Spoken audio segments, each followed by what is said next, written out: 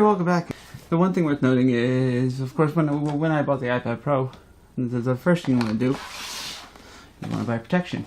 So, protection. In fact, super rated protection. To the point of mil-spec, mil-STD810G with a little asterisk, but it basically says passes 4-foot drop. 4 foot.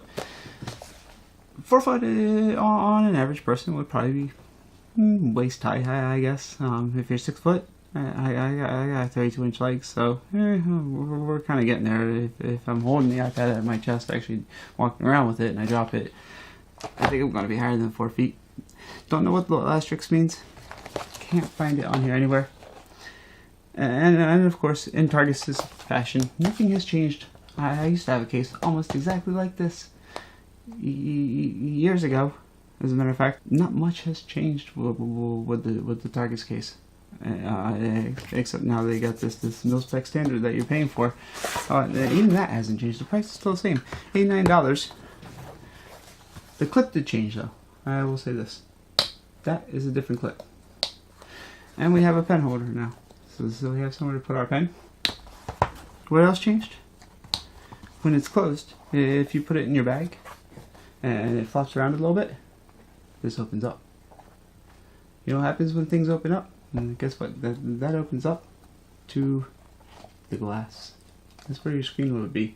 Stuff gets in there in your bag. Other stuff gets floating in there. And then when it shuts, it causes uneven pressure on the screen. And I hope you have Apple Care. So do I trust this case? No. Do I like the case? No. From the day I brought it home, I was not impressed with it. Same basic design case.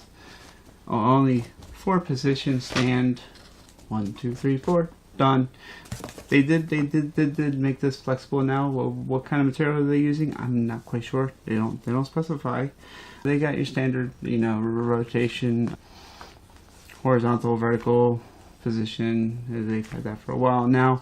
Nothing new there. I'm specifically looking for the 2017 iPad Pro cases here, so I should put that out. I need the bigger camera port on the camera. What I do need is this hole here. This hole is for a mic. When it comes to the dual mic, and now it's got two holes. Of course, you gotta have the hole through turn around through both sides. So it's through here as well as through here. So when you close it up, it matches all the way through. That's a pretty big cavity though when you get to that point. I mean, you got some good depth there actually. Could act as an echo chamber, but even worse, this will act as an echo chamber. This was a problem with some of the iPhone 5s, iPhone 6s when they first came out.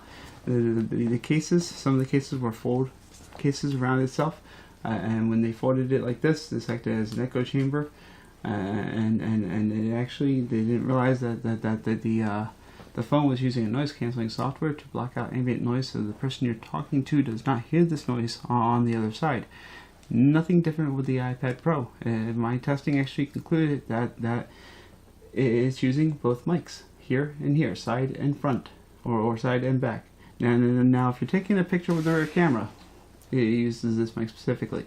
If you're using the front camera FaceTime, it uses the front mic specifically, which would be in this little hole right here.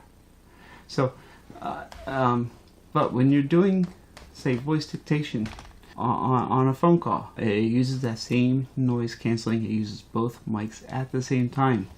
This echo chamber lessens the way voice dictation works. It causes an issue. It doesn't work as good.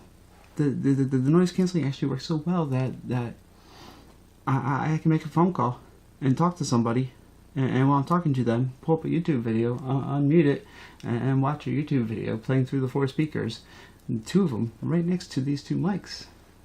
2 speakers, 2 mics, and they had no idea I was watching a movie while talking to them.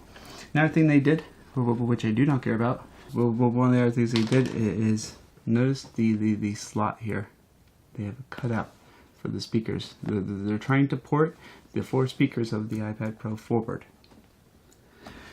And I hate to tell them this, but the engineers that already designed the iPad already thought about how to bounce the sound inside the little internal echo chambers to make that sound come forward. This actually just distorts it. It actually makes it worse. So not appreciative of that either. Now, is this basic, same kind of everything? Nothing, like I said, nothing's changed. We got mil-spec now, we're flexible.